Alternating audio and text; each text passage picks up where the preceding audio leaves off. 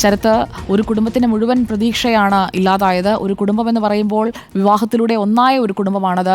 ഒരേ ഇടവകക്കാർ, നേരത്തെ മുതൽ തന്നെ പരസ്പരം അറിയാവുന്നവർ, ഒരുപാട് കാലത്തെ പരിചയത്തിന് ശേഷം വിവാഹിതരായി വെറും 15 ദിവസം മാത്രമാണ് അവർക്ക് ഒന്നിച്ചു കഴിയാൻ കഴിഞ്ഞത്. അനുവിൻ്റെയും ഒപ്പം ആ കുടുംബത്തിൻ്റെയും ആകെ വേദന ഇപ്പോൾ ആ വീട്ടിൽ നിൽക്കുകയല്ലേ? സംസ്കാര ചടങ്ങുകൾ സംബന്ധിച്ച് ഇപ്പോൾ എടുത്തിരിക്കുന്ന തീരുമാനം എന്താണ് ശരത്ത്?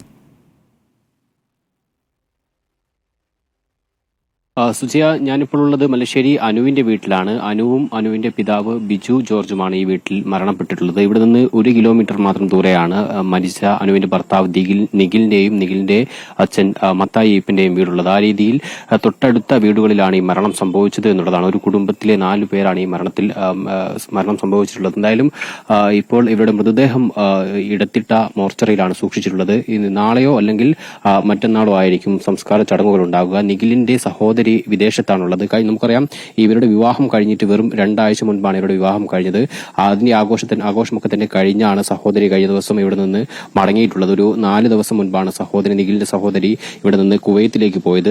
ഈ വിവരം അറിഞ്ഞ് ഉടൻ തന്നെ അവർ ഇപ്പോൾ വരാനുള്ള ശ്രമത്തിലാണ്. ഇന്ന് വൈകിട്ടോടു കൂടിയോ അല്ലെങ്കിൽ നാളെ രാവിലെയോ ഇവർ വീട്ടിലേക്ക് എത്തും എന്നുള്ളതാണ് മനസ്സിലാക്കുന്നത്. അതിന്റെ അടിസ്ഥാനത്തിലായിരിക്കും എന്തായാലും സംസ്കാര ചടങ്ങുകൾ ഉൾപ്പെടെയുള്ള കാര്യങ്ങൾ തീരുമാനിക്കുക. ഒപ്പം ഈ മരിച്ച ബിജുവിന്റെ സഹോദരനും വിദേശത്താണ്. അവരും ഈ വിവാഹത്തിൽ പങ്കെടുത്ത ശേഷം കഴിഞ്ഞ ദിവസം തന്നെയാണ് മടങ്ങിയതും.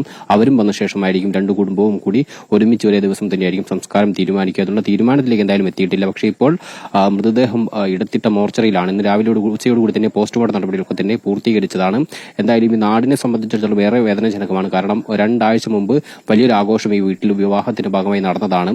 അത് കഴിഞ്ഞ് ഇപ്പോൾ ക്രിസ്മസിന്റെ കൂടി ആഘോഷത്തിന് കൂടി കാത്തിരിക്കുന്ന ഘട്ടത്തിലാണ് ഈ ഒരു വേദനാജനകമായ അല്ലെങ്കിൽ ഒരു അപകടം ഈ കുടുംബത്തിന്റെ തേടിയെത്തുന്നത്. 4 പേർ ഈ അപകടത്തിൽ മരണപ്പെടുന്നു എന്നുള്ളതും അത്രത്തോളം വേദനയിലാണ് ഈ കുടുംബമുള്ളത്. നമുക്ക് ഞാൻ നേരത്തെ വീടിനകത്തേക്ക് തന്നെ പോയ സമയത്ത് അവർ ഈ ക്രിസ്മസിന്റെ ഒരുക്കങ്ങളാണ്, അതായത് ക്രിസ്മസ് ട്രീ ഒക്കെ ഒരുക്കി ഈ ക്രിസ്മസിനെ വലിയ രീതിയിൽ ആഘോഷിക്കണം എന്ന് കരുതിയിരുന്നു. കാരണം വിവാഹം കഴിഞ്ഞു നവദമ്പതികൾ ഇത്തരത്തിൽ വീട്ടിലേക്ക് വരുന്നതിന്റെ ഒരു ആഘോഷം അത് വലിയ വിപുലമായി തന്നെ നടത്തണമെന്നൊക്കെ തന്നെ കുടുംബം തീരുമാനിച്ചതാണ്. ആ രീതിയിലുള്ള തയ്യാറെടുപ്പുകൾ നടത്തിയതാണ്. പക്ഷേ ഈ അപകടം യാദൃശ്ചികമായി ഉണ്ടാകുന്നു.